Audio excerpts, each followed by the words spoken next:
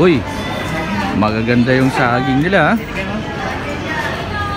Ay baking kalalaki ng niyog na ari kumpara sa niyog sa amin. Mas maliliit din eh. Ay ari mura. Yan o, kinakayod kayaw. Halika rin. Ano mo yung pagkain na talaga? Yung talagang matamis na matamis na. Yan, pangkain na yan. Pwede na yan. Pwede na yan, sir. Magkano ito, madam? Kiluhin po. Kikiluhin. 156, sir. 150. Ayos na rin.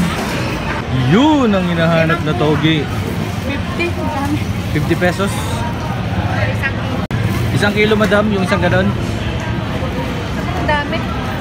Ayan, hindi kinuha na namin yung togi na 50 pesos ang kilo. Marami daw pero kako ipagkaya naigulay at nasabawan na lagyan ng konting kamatis ay ayos na.